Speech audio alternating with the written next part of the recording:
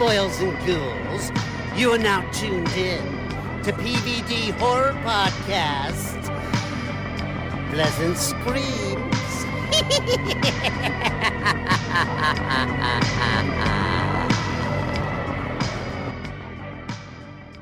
Hey everybody, welcome to PVD Horror. My name is Dave, and I'm joined here with my co-host Brandon, and I cannot express how excited I am today because our special guest is one that I've been wanting to have on the show for years, and I'm a huge fan of.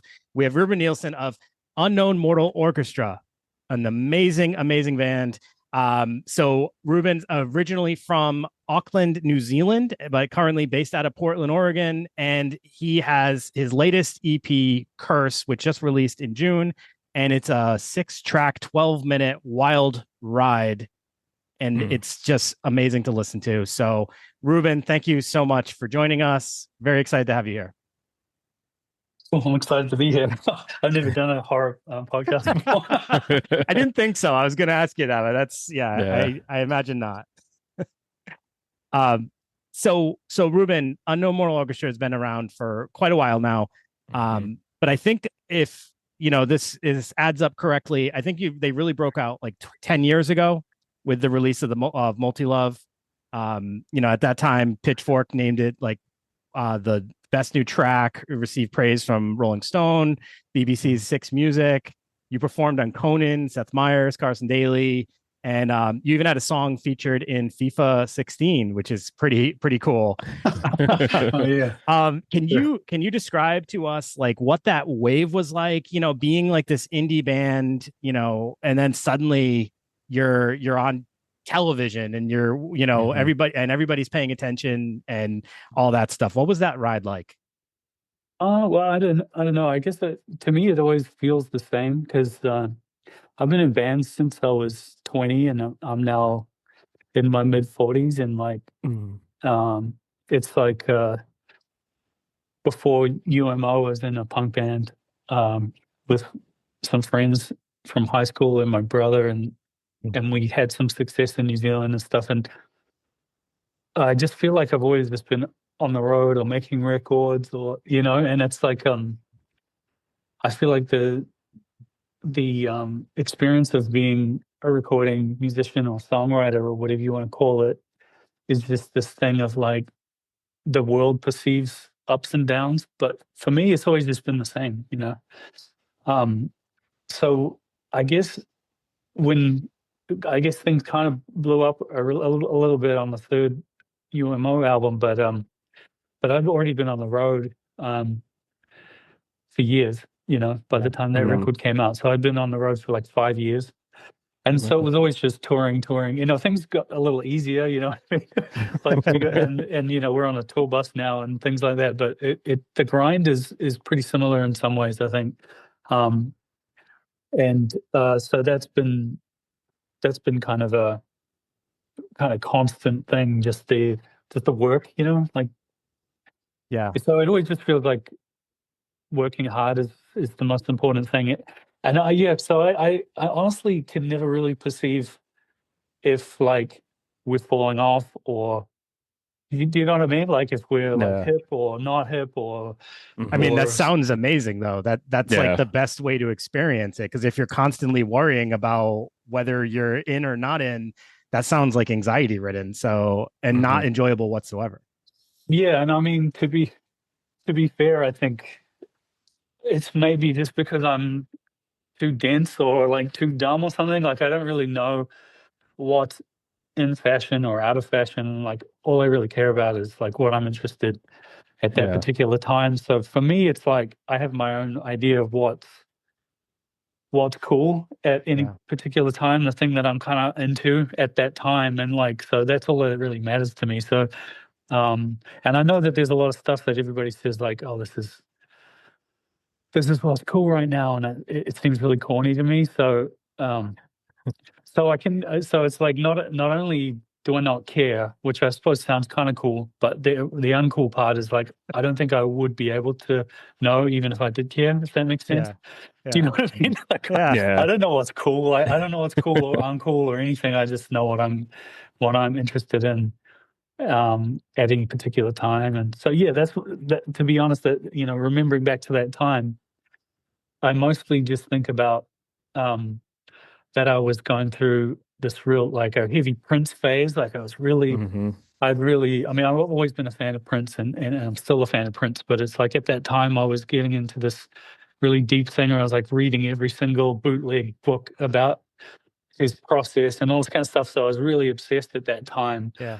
And so that was one of the big things. And then Steely Dan, I was like, I had this like mission that I was going to prove to that kind of like indie rock world that once and for all that like Steely Dan was cool or something, because I thought it was cool. And like that was, I was going to establish that I was going to say to the world, like, we're influenced by Steely Dan. I think now it's like doesn't seem like such a bomb to drop, but at the time it did feel a little bit like maybe it's not such a hot take anymore. No, it's not at all. I mean, it's kind of gone all the way over into being kind of played out now, I think. But I mean, it's like but I don't know, maybe but it's just the way I think about it, That's awesome, though, because like you said, you're a big fan of Prince. He would have been a big fan of you also, because he just loved anyone that can play instruments, more than one, so you're already on that list, So I try to think, I hope so, it was like, you never know, you'd never know. But we used to have this thing with, we had this thing before Multi-Love came out, and before the Prince influence really was out in the open as much, but we had gone on tour with Grizzly Bear, this band called Grizzly Bear, and they said that they played First Avenue, is it the venue that was where they recorded Purple Rain, the scene of the movie and the single, that's all one big live performance, which was crazy that they filmed in at once. Prince filmed a scene of a movie and a hit single at the same time as doing a live show on, like an actual live show in front of people. So those three things were happening at the same time. Anyway, that venue, Grizzly Bear played there, and they said that they were playing a song, and then all of a sudden on the side of the stage, they noticed that Prince was there in like an outfit with his guitar on, had just appeared out of nowhere.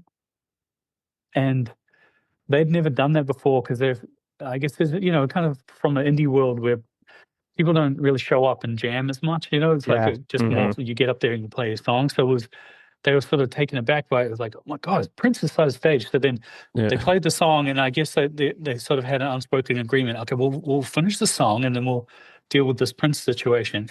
And then they played the song, and then they looked to the side of the stage and Prince was gone. They'd lost their opportunity. So when they told us that, we got really scared, and we had this thing called the Prince drill, where if Prince ever appeared side of stage for us, we didn't think it was going to happen, but we thought, I'm not going to get caught out by this. If Prince ever appears on stage, we will play this.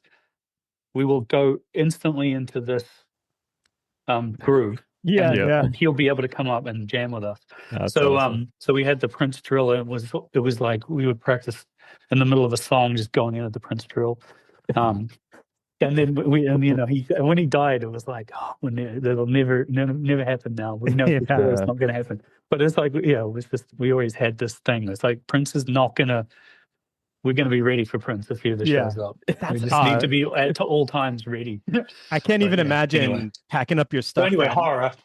Well, I can't imagine packing up your stuff and realizing we missed our opportunity to play with Prince. Like, that must have been devastating for them, because that's a once in a lifetime type thing. I mean, they're clearly devastated. Like, it's like the one opportunity. But I think Prince was that kind of person that was like, you catch it or you don't catch it, or like, it's like he was like that. Yeah. Now, but it's also no because, like Dave said, we have been big fans of you guys for a while now. And I just want to say shout out to my boy Brian because he threw your track into one of our group texts one day. And that was around the time when Sex and Food came out. And that's when I got linked to your vibe. And ever since then, every time you guys drop, I'm just like, oh shit, here we go. Here we go. You know, they're dropping something new. And thanks. it's always something special. But I had hit Dave up because I was in the pool like back in June, and I had seen the release date for The Curse, and I was like, "Oh shit, this like came out of nowhere." Um, so June 18th, that released. You guys paid homage to Black Sabbath and Giallo horror films. You know, considering Black Sabbath and inspiration behind this album, Ozzy recent passing, can you reflect on what drew you towards him as an artist and individual?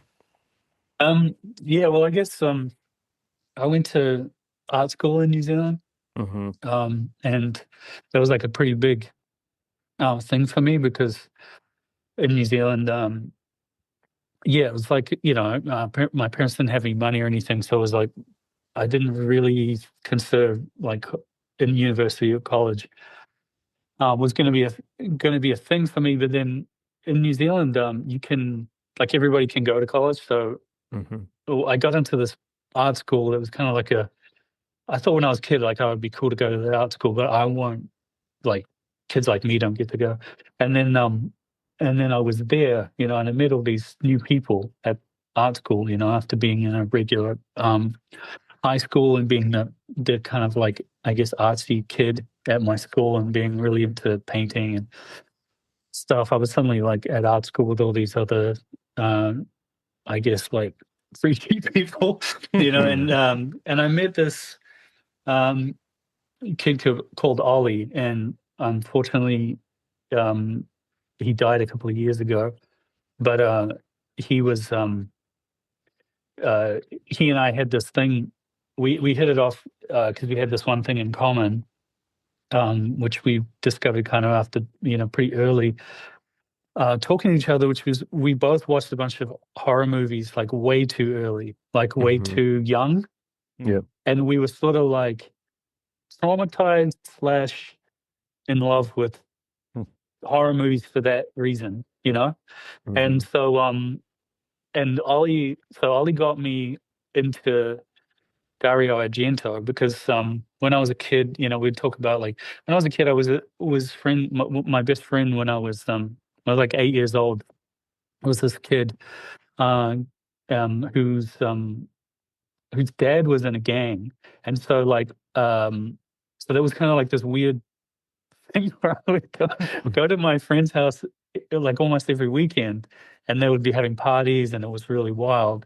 And then and there were a bunch of things that I was exposed to as like a kid that I probably shouldn't have seen, and I have positive. I have a kind of positive memory of it now, but like now I just think like if my kids were like at like a house like this, I'd be like wanting to find out what's going on. But my parents were a little bit like out of control as well. So, Hmm. um, so one thing that happened that was like a big memory for me is he was allowed to. We would go to the video store, and there was no like limitations on what we could get up from the video store. So everything that looked crazy that we ever wanted to watch, we could just take it up to his mom and just hand it to her, and she would rent it out for us.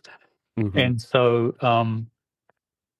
And so, we watched both Evil Deads because I can't remember if it's Evil Dead 1 or 2, but the video has the skull on the cover with the Yep. eyeballs, and that was just like every time I go to the video store, I'd see that I'm like, what is that? That Yes. movie must be Yes. crazy. Yep. And either of those movies just like I'm really giving away my age, but the VHS thing is like the cover of a VHS. There's Yeah. certain movies you'd see every time, even Yep. if you can't get the movie out, you still see the cover, and the Right. cover Yep. itself might even freak you out.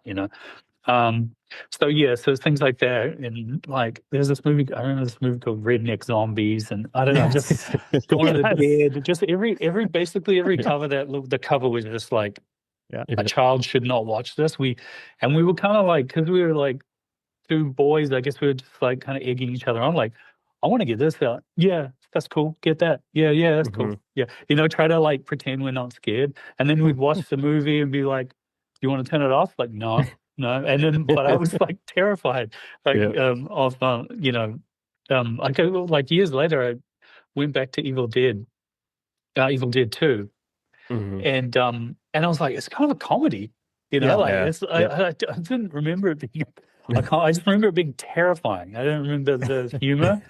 I think it was because Army of Darkness came out, and I watched that, and I was like, that's insane that's Connected, like the third part of this trilogy. So then when that came out and I liked it, I went back to the old films. I was like, especially 2, I was like, this kind of has the same feeling. Anyway, not as goofy, but you know what I mean. Yeah. And so me and Ollie got into that, and he got me into Black Sabbath.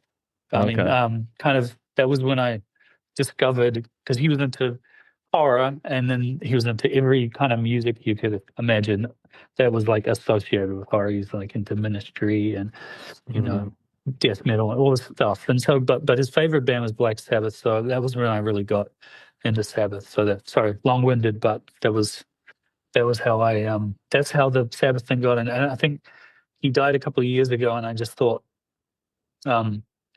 like he wasn't like he likes my guitar playing, but he never really like was into UMO because it's just not heavy enough or whatever. Yeah. And then, but he always like respected the music and stuff like that. So I just thought like, Curse would have been the first record I think that UMO put out that he would have actually listened to and been like, oh damn, this is good music.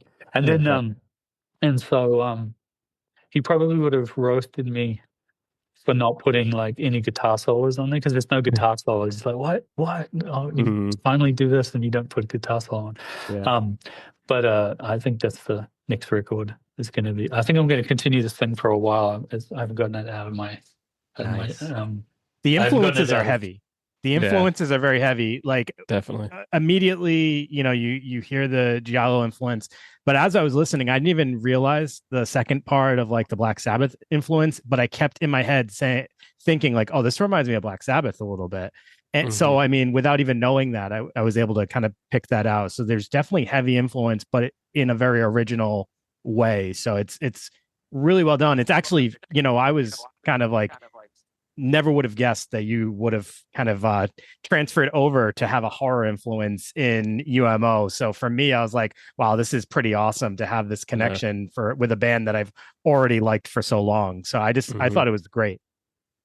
Well, things are getting so much darker. It's just almost feels dishonest to try and, I was just like, I don't have any disco in me. I just I don't feel like it would be dishonest. And also, I just kind of feel like there was a certain time when music started to, like, kind of indie sounding music started to flip a little bit, and now it just feels kind of like everybody's doing what I used to do, and so it doesn't feel as mischievous as it used to be in the indie world, and then drop tracks that sounded a lot like Prince.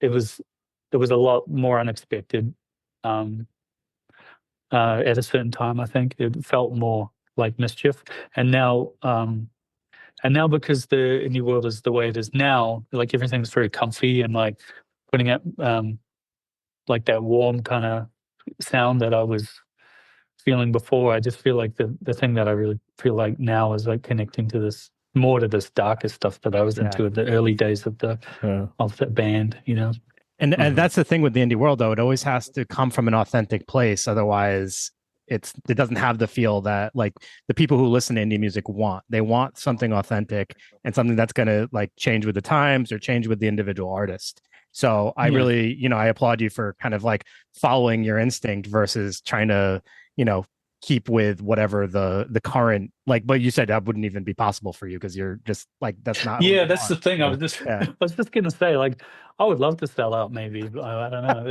I just don't, I'm not paying attention enough, like I don't care enough what everybody else is doing. So I'm so kind of like stuck in my own, on my own trip that I just, I'm forced to just do my own thing, really. Yeah. I try to be, it's not like I'm, ignoring what's going on.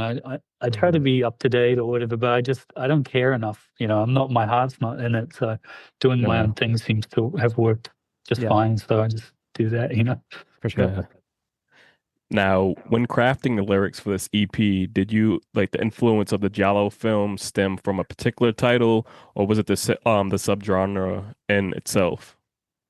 Well, I guess I got more into this stuff over time, but connecting back to that those early memories of like when I first got into it, it was definitely it was like Ollie was like, "Have you seen Suspiria?" Because we're talking about horror, Yep. and I was talking about, "Oh man, I really love Dawn of the Dead. I think that might be my favorite." Like at that time, I think that was my favorite horror movie, and at that time we didn't have streaming and stuff, so it was kind of like I had a copy of Dawn of the Dead, so me and my brother just like watch that over and over and over and over again, to the point where it was just like comfort food. We just throw this goofy movie on and just hang out with friends and stuff like that.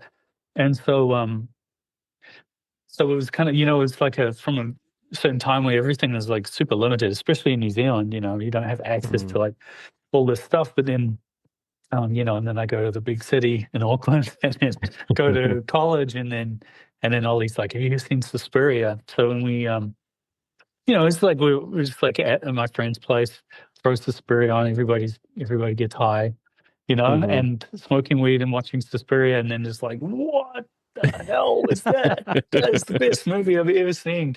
And so and now it's just like the same thing. It's like such a monument of filmmaking now. It's not like some underground obscure thing, but to me, I still remember it being this thing. I was like, what the hell, just like when really cool things seemed really underground.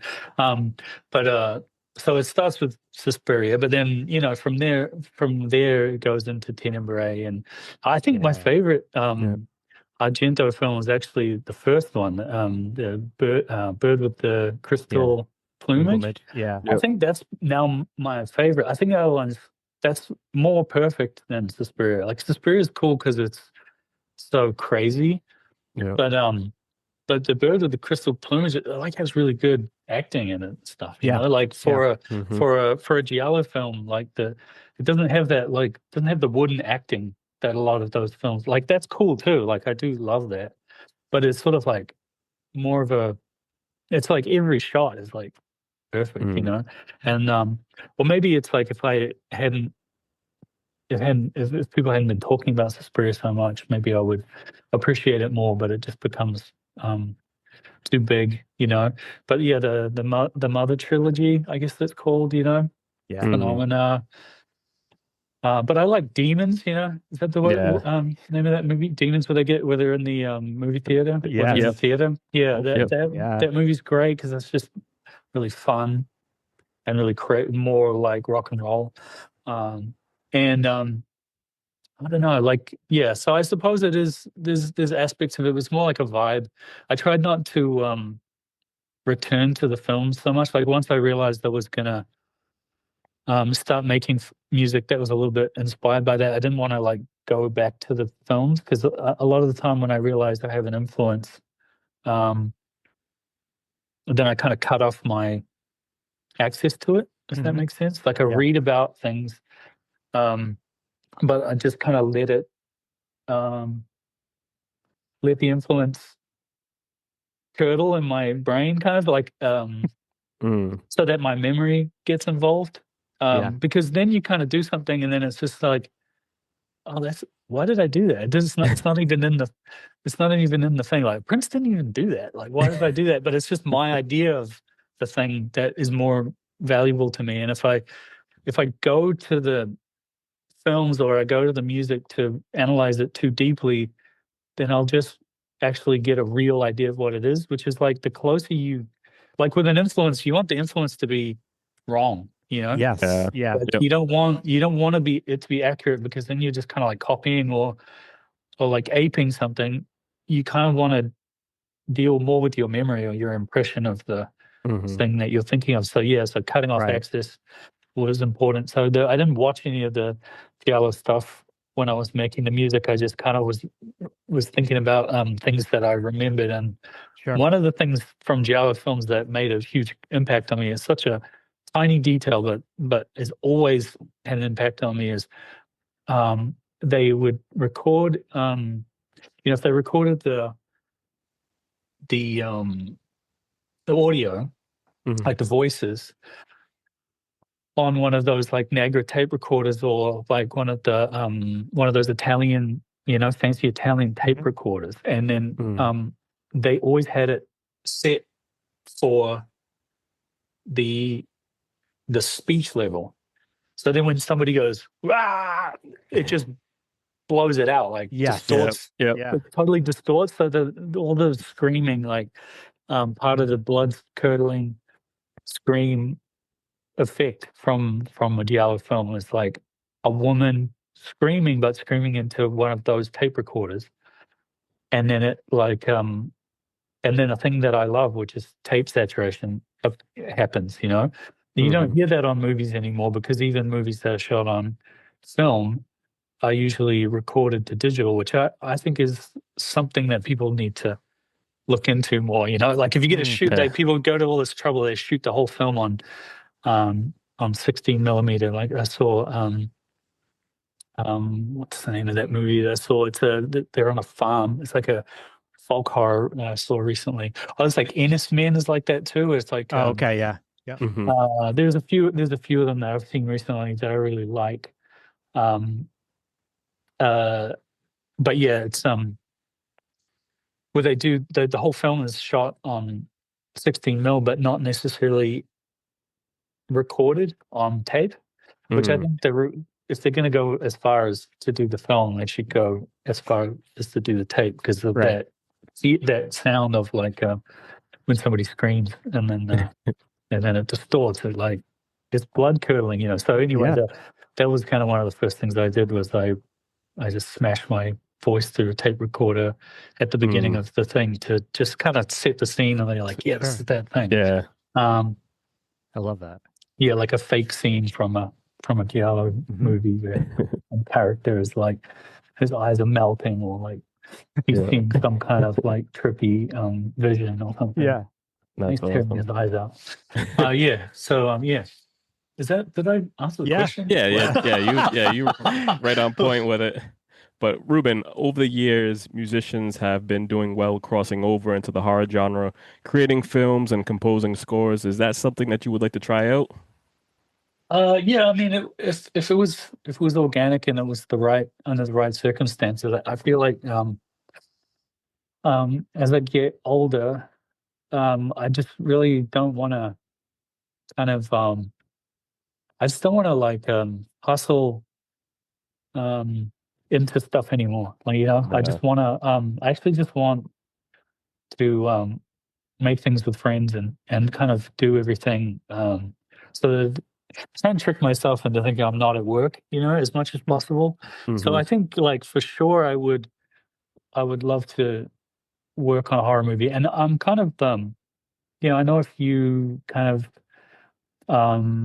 independent filmmakers in Portland, and we're just starting to mess around on some projects and stuff like that. And if that evolved into something, then it would just happen, Yeah. But I'm not, going to my manager and asking him to chase down any of my favorite directors or anything, because I just kind of feel like the only way that things seem to work for me, not that I wouldn't want that, it's just like, for me, the way that my career's gone, it's like everything that's happened has always been almost an accident.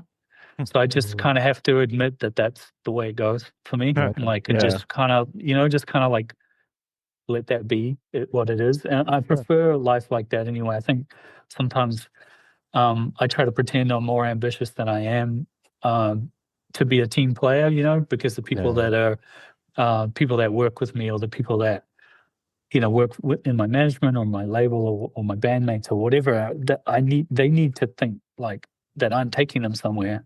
But really, my secret is my secret. My my little secret is that I don't care. Yeah. And I've already been, like I don't like I'm like really lucky. Like I have done well. Like I've done better than I ever thought I would. But I say this to my wife all the time. It's like, I spent most of my life broke. Like I don't care if I'm broke again. Like I just don't. I don't. As like I'm more concerned about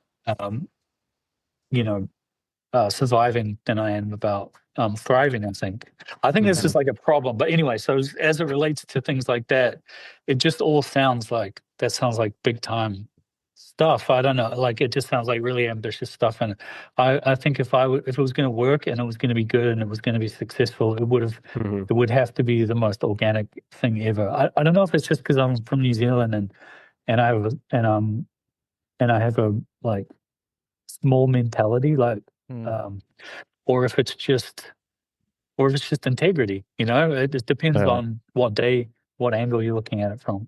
Some in some ways, I think some days it's like intense integrity, and I feel like it's a positive thing. Some days it feels like a lack of like ambition or something. Well, you got to go with what feels right, and if you figured out your path and that works for you, then that's the most important thing, right? Yeah, and I think and it's just like so I guess the answer is that I'm kind of like working my way towards doing that in a way. But if it's just a bunch of experiments that I do with my friends, then I'm fine with that too. As long as as long as the bills are getting paid. But like honestly, I also realized I also have just realized one harsh thing is like the more comfortable I am, the less creative I am. Like when some pressure comes on me, including like financial pressure, like then it makes me kind of like puff up more.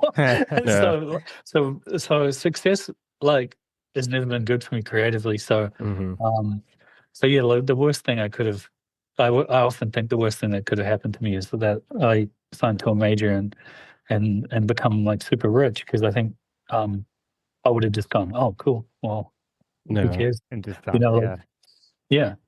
And I used to wonder why artists did that, but I think it's I think I've seen enough success to realize that I just get fat and lazy. So no, but it's cool though, because hearing that from you as a fan, it's pretty cool, because we see this today on the internet. It's like everybody's chasing that next viral moment or something, you know what I mean? And then they lose themselves. So, you know what I mean? It's good for, listeners to hear this that are, trying to get into music or anything, to kind of just be yourself. And that's what works out the most, So thank you for sharing that, because, even for us, it's just, we just always have to just be true to ourselves and, not try to force shit. Yeah. I feel like success has a lot to do with expectations too, like if there's always more, like you can always be unhappy with where you're at. Like if you are not, if your expectations are kind of always beyond where you can get to, like your dissatisfaction kind of stems a little bit from what your expectations were. And like everybody has access to creativity in some way, like a lot of kids like DM me, and I've noticed over the years like the focus going more to like, how do I make it in the music industry? And I feel really weird because I feel like I don't even speak that language. Like, and I bear with me that I do know there's a certain amount of privilege that comes with getting in earlier. You know what I mean? Like that times are getting harder, and that when I was 22, part of the reason I didn't think about money was because I could find a place that was like rat infested that was very, very cheap. And me and my girlfriend would live in some like hovel, and we'd be happy with that because we were young and we were creative and we were part of a community and all this stuff where you can start a punk band with your friends or whatever. And I do acknowledge that these days those opportunities aren't as plentiful. Like even Portland, when I first got here, Portland was a place where the rent was cheap, and Yeah. a lot of people would flood here just to hang out and like goof off. And I did that. I was part of that wave. And I think it's getting more and more that, to even slum it and goof off, it helps if you have something, Mhm. and so I do acknowledge that, but at the same time, I think, I just don't have anything to say to them because I just think I didn't spend a lot of time thinking about how to make it. Do you know what I mean? I just Yeah. wanted to make something that I thought was cool and I was proud of and gave me something to do and all of that stuff. And because of that, I just feel like I've never been dissatisfied with my success because I always feel like every success is like, whoa, that worked. Something good happened. Wow. And it's like, I just think that attitude still applies today because I think just because the social media will like show you this thing as like, you've got to be this or you're nothing. Yep. You know what I mean? Like musicians, it's like a lot of music now. It's like there's a period of time. It's kind of past a little bit now, but there was a period of time where it's like every single musician that kids would see on their phone would be in a Lamborghini, and it's just like, Yeah. a Lamborghini costs more than most houses did in Portland. Like when I first moved here, so Yep. so you kind of think like, if you put together a song and your friends like it, and then you perform it at a house and there's a bunch of people and some girl like wants to sleep with you, that's success. Take that. That's 22. Yeah. Be 22 and do that and take that. That's a win. That's Right. that's what it's about. Like it's and the thing is like if you make a bunch of money, like if you're like a middle-aged guy like me, and then you have like some money saved up or whatever, it's like you look back wistfully at the time when you were like broke and you were kind of like you had no money and you're just like, I just never thought about money because I was Exactly. like young and hot and creative, and it was that's just way more important. You just don't want to waste your youth thinking about how am I going to make it. It's like how am I going to make it is like a 35-year-old problem. You know what I mean? Like that's not a 22-year-old problem. Yeah. And Now, that's the world that I'd rather fight for. I hear you. yeah, I feel you. Now, you're set to kick off your new tour in September. Can you tell us a little bit about that? Oh yeah. Well, so we got this kind of new thing that we've been doing, where we just we have no set list. We just Okay. kind of like don't plan what we're going to do. That's awesome. For years we would do set a bunch of set lists, and we tried out a bunch of different things, trying to find a new mode, and at the moment we just sort of thought like, what if we just kind of go out on stage, start playing, and then whatever song we kind of like might float into a key of a certain song and we'll play that song, and then transition from that song into another song, whatever we want to play, and just try to do it like on the fly. And I think it just really worked and it really suits us. So I think that's what we are now. I think it's just I think it's also part of like being in bands for a long time.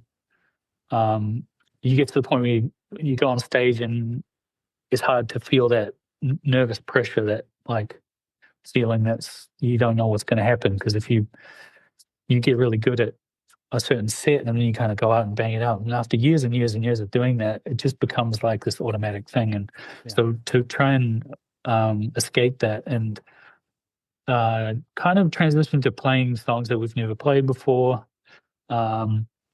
incorporate more covers and incorporate more chaos, and you'll also make it so that when you go to our show, it's like you really just you had to be there. That was it. Yeah. It wasn't an example of something that we took around the world. It was just every single night is going to be completely different. And I suppose the idea is to try and make each show like as different as possible. And also there's certain songs that people expect every night. But I recently saw for the first time, I saw the band Fish play. And it was kind of a big deal to me. A friend took me to see them, and I'd only really heard of them as a music industry legendary thing, like all the things that they did. And I think it was just seeing the audience, like how much their audience like is with them wherever they want to go. It kind of like alleviated this idea that it was going to be too self-indulgent to do what we wanted to do musically. You know, I had this kind of feeling, well, we should improvise a lot, but we should also make sure that we give the value for money of like playing Honeybee and playing all these like songs that people know the most, or whatever the top songs on Spotify. And then and so now I just kind of feel like I don't need to feel like that. I suppose like I'd never been to see a jam band before, so I didn't realize how much like people tolerate. And like, and I was just kind of like, everybody loves this. Everybody loves that they just like do whatever they want. So I just kind of it kind of just was the last straw, kind of pushing me into to doing that. So there's just kind of like get more conversation going around between people, between fans, of just like, oh, what songs did they play? You know, on Wednesday, and you know, if you go Monday, Tuesday, Wednesday, you see 3 completely different shows, and you know, and then just leaves an opportunity for maybe certain shows being like extremely crazy. Like we play one song that goes for like 2 hours in different days or something. I don't know. Just see how far we can take it, you know, before it gets like gets to be a problem. But so that's basically where we're at, and we're really excited about it. I've been like working a lot. I do a lot of like I like to like solder and like do circuits and stuff, build pedals and stuff. So I've been kind of working a lot on new like sonic things to try and make the live show even more like the record, you know? Because the record's all very analog and like record to tape and all that stuff. So I've been experimenting with like whether there's a way to incorporate tape into the sound of the live band and things like that. So yeah, we've been kind of like doing a little bit of like mad scientist stuff on the technical side as well. So I don't know, I'm pretty excited at the moment. That's actually. awesome. Yeah. So I got to see you back in 2016. You came to Rhode Island, and that show was pretty amazing. You actually came down and you were singing in the crowd, and you were hugging and dabbing people up and everything, and it just felt like you were like so in the moment. And then there was this other moment in the show where like I think maybe people were switching instruments and they all took a break, and you just sat in the middle of the stage like with your legs crossed, and it was just like it just looked like you were just taking a moment to yourself to take it all in or just feel the energy in the room. I just have no like better way to explain it other than it felt like you were very present in that whole show.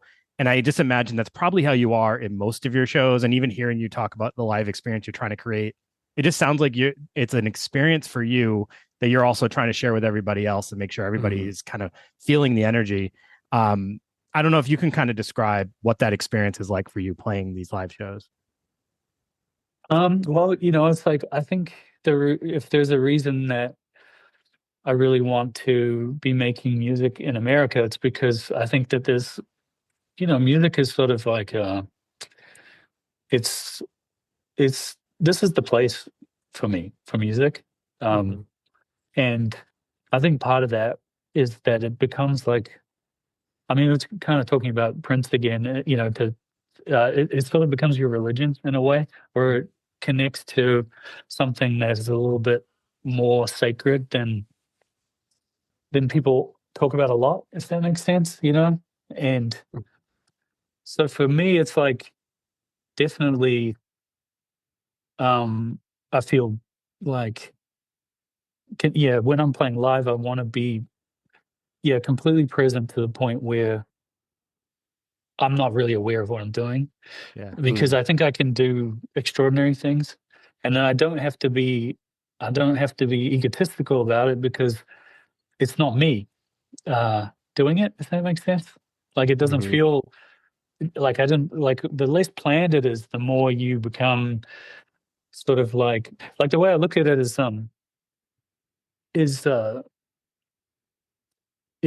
you know, it's like if you know, you can use the word God, but it doesn't have to come with all that weight.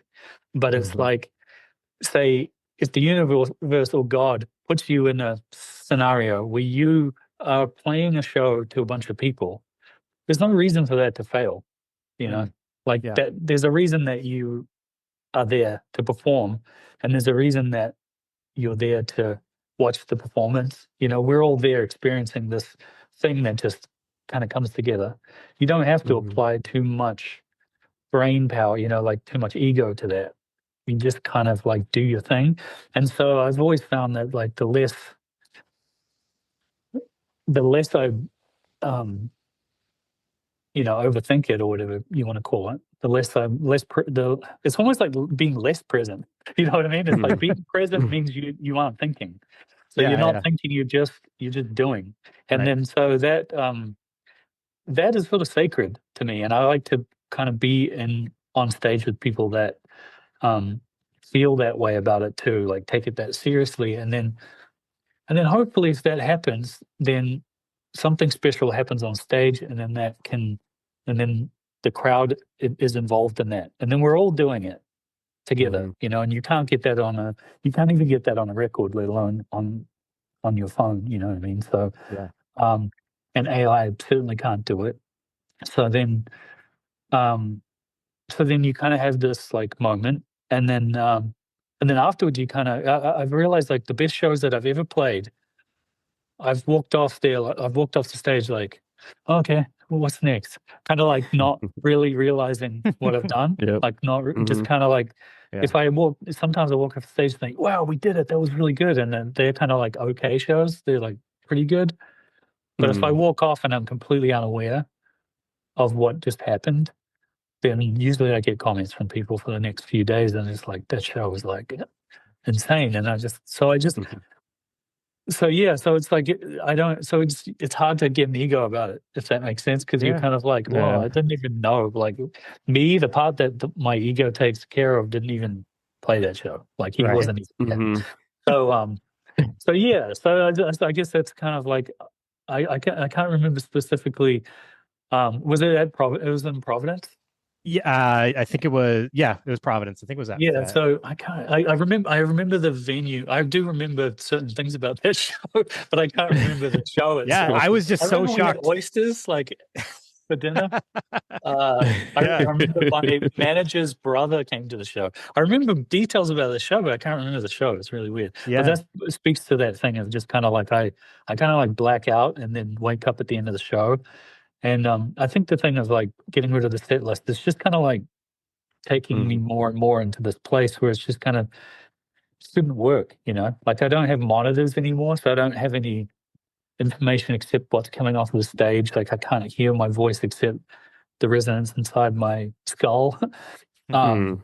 so I just feel like the more I develop as a musician, the more I just become like a caveman. Like, I would just like, it's just kind of like there's, uh, there's less conscious Yeah. effort. And then, Yeah. yeah, so I don't know. That's the way I feel about live. It's just, it's a place for you to be like it's like meditative state maybe because I'm not a meditator, but I think from what I know about meditation, it seems to be what musicians do when they're having a good night, you know. Yeah. Mhm. You've gone to tour with a pretty good amount of notable bands, especially in like the indie music circuit.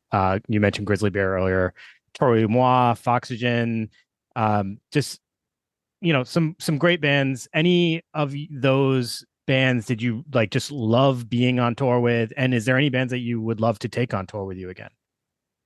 Oh man, well, all of those bands that you mentioned were amazing, completely different experiences. Oxygen, we were on tour in the kind of early days of their career, and Yeah. Jonathan Rado's gone on to produce Miley Cyrus and the Killers and all this crazy stuff. Mhm. He's a big pop producer now, really. But and Alex G was also, we toured with Oh, him a couple of times when he nice. was just coming up, when he's still Yeah. really underrated, and now he's like way bigger than us. Yeah, And he's then, actually performing 2 nights in a row in Boston because he sold out his first night next yeah, month. Yeah. yeah, he blew up, and so they and you know, just you know, touring him and his band are always just like fun, goofy kids, you know, and yeah, because I think there's a big deal because it was like early on in our career. We toured with our friends Portugal the Man really early on. Oh, okay, yeah. And they were like, because a couple of the bands that we know from Portland, Starfucker and Portugal I the love Man, both Starfucker. Nice. Yeah. they both took us on tour really early on. Smith Westons, who also became Whitney, I miss and them. Yeah. and Whitney is our old drummer and the guitarist from Smith Weston. So Okay. that was kind of like a UMO Smith Weston. Yeah. That's Whitney. awesome. Yep. And they're, you know, they're like good friends, and we've always had great shows with them. Bands I would like to take on tour. Well, yeah, I mean, there's a lot of things that I like at the moment, but I haven't thought about the tour thing. There's a band called the Improvement Movement that we're taking on tour in September. I'm really excited about. Vinyl Williams, the band Vinyl Williams is amazing. I don't want to leave anyone out because it's just, man, there's just a lot of bands that I really personally just love so much, and some of them are beloved by lots of people, and some of them like are less known, you know, or super underrated in my opinion. I would love to tour with you know, one day we really would love to tour the Red Hot Chili Peppers. That'd be awesome. It's like a dream of ours. I think we'd be a really good support man for Red Hot Chili Peppers one day.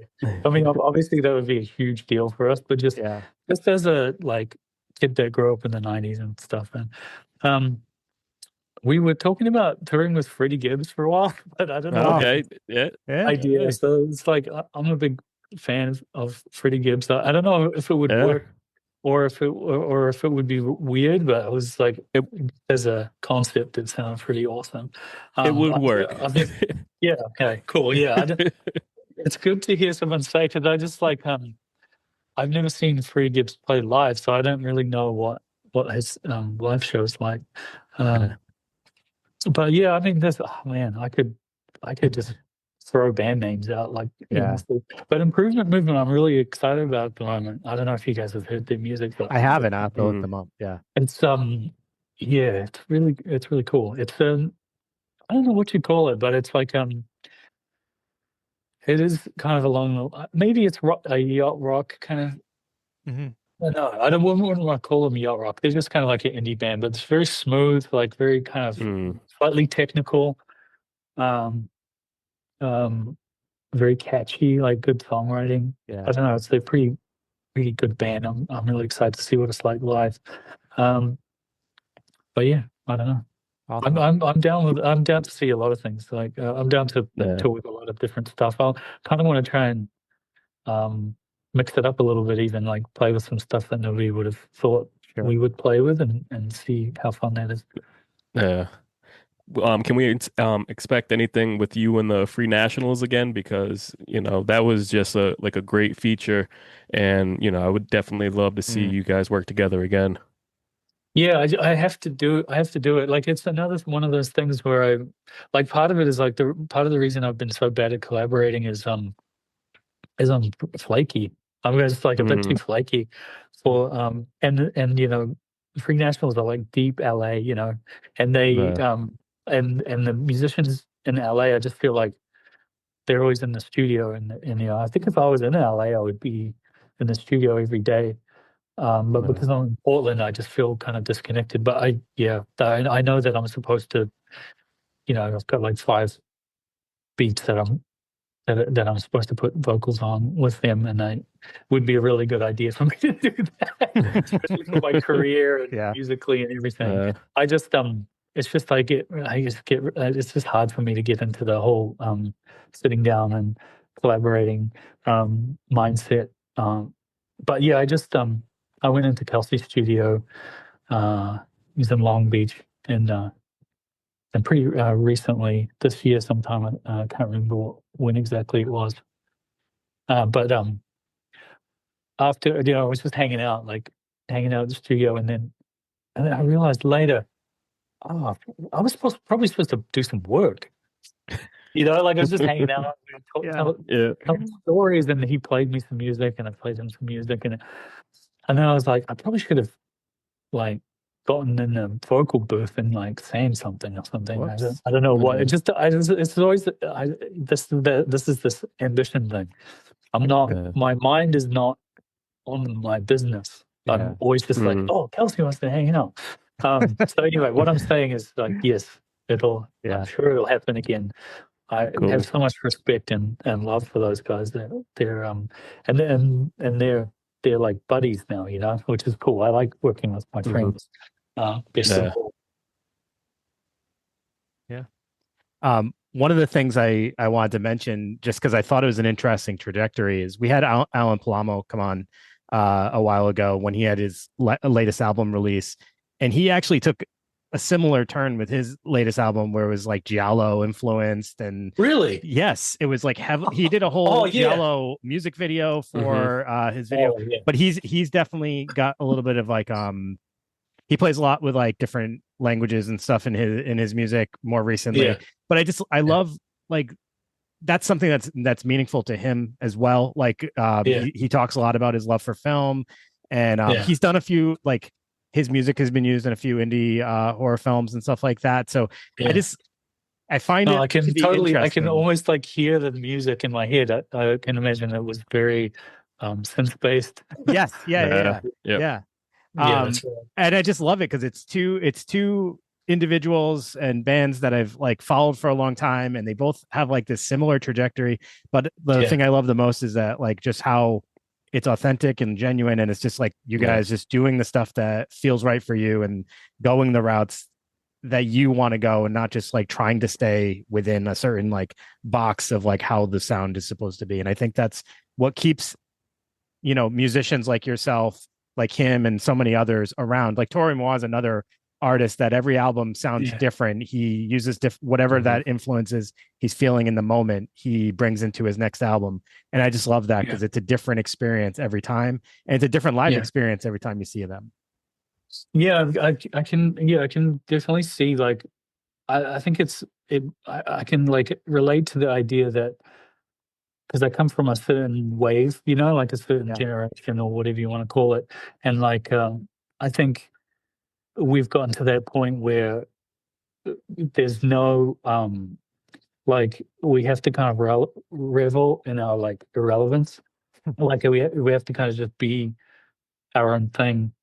And, but at the same time, I think I feel like more and more connected to people that came from that same time period. It doesn't surprise me because I can imagine that Ellen is like using it as a new way of like exploring camp, And I think part of the reason of like evolving themes in that way is almost like so that I can be self-indulgent and stay doing certain things exactly the same as I've always done them. It's like like I always record the drums the same. So it's like bringing in these different things. I gotta like distract from the fact that like I don't want to change what I'm doing that much, and I also don't think that people want it to change too much. You know what I mean? Like I do kind of feel like if I was like to imagine what it's like look out from the outside looking into UMO, it's just kind of like I kind of want to keep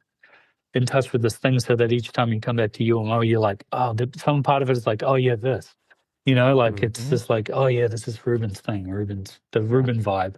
And so I kind of like changing things, like bringing in the horror element and kind of like relating it, but it's kind of like a new thing, but at the same time, it's not really unrelated to like my second album, for instance. Where there's like, it was like a lot of themes of that were like witchcraft and occult things, and like it's kind of like horror adjacent sort of stuff. But this was more just straight down the middle, like kind of almost too obvious, like Mhm. yeah, I like Suspiria, whatever. And then because I just felt like, yeah, that's what I should do right now, you know. And if people kind of Yeah. go like, oh, why is he doing this? It's like I have the excuse of being a little bit older now, so then it's this kind of like, oh, he's just on his own trip, as he doesn't have to kind of like Mm, relate one to one with this Sure. whatever's going on TikTok or whatever, you know. exactly. Yeah. Yeah. Also, I just realized, you know, what I was saying before about not even being very like not being like on top of it enough to be aware of what's hip or whatever. I just kind of feel like if I just do whatever, just my chances of like accidentally being in fashion are like Yeah. 50-50, you know what I mean? Yeah. I've heard that Like, before. I People do genuinely that. believe that. Yeah. I mean, it's the only way. It's just kind of like, well, there's no way of predicting if what you're doing is going to be on. You just, so Right. it just points back to the same thing, which is just do whatever, man. Just Yeah. do whatever. Mm-hmm. Well, Ruben, you were super generous for taking this time with us. I just kind of want to reflect back on one thing. Like, I think it's so cool. Not only that, like, not to keep saying the same thing over and over as far as like the direction you've gone with this album, but I also love like what you were saying. It kind of feels like this album is a tribute to a friend that had really deep meaning and influence in your life. And I think that's really cool that you were able to kind of discuss that with us. It gives the album a little bit of a different aspect for us now, hearing that story of how, the origins of it, and now we can listen to it differently.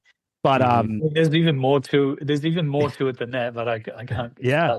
No. But I got to say, it's so refreshing to hear some of your horror roots are exactly like ours with the box covers. And I mean, I got the VHS behind me right now. And like, we always have that conversation of what one stuck out to us, Evil Dead's a given, like anytime you saw that in a store. And it sounds like experiences in New Zealand weren't that far off from experiences that we had here. So that's just very cool. You've been awesome. Thank you so much for taking this time with us. Thanks, man. That was a fun conversation. I have to say, I don't think your tour is coming in our area, Brandon. Am I right? No, it's not coming down this way. So when can we get a part it's just two? This leg. It's just this leg of the tour. It's just we're just kind of hitting that area because at the moment we just want to play a lot, and so we're kind of starting this thing where we're kind of going to do these like areas. Kind of do a loop and then do another loop, and so it's going to keep going. It's just we're just kind of going to the south, and kind of we have Levitation in Austin, so we're kind of going to do a bunch of dates around that, kind of anchored around that, you know what I mean? And so we'll be out there. Okay, when you come, don't forget about us. We'll definitely be there. But yeah, no, I'm super excited for that. And everybody, make sure you check out Curse. It's already available on streaming. Is the vinyl out already, or is that on? I think the vinyl, people have started receiving the vinyl. Yeah. Okay. I saw somebody on Instagram got one yesterday. Awesome. Nice. So yeah. Okay, so make sure you check it out. And Ruben, thanks and good luck with everything. And hope to talk to you soon, man. Thank you. Yeah. Thanks, guys. See ya. All right. Not a problem. See you, everybody. Thanks for listening, and we'll see you next week. See ya.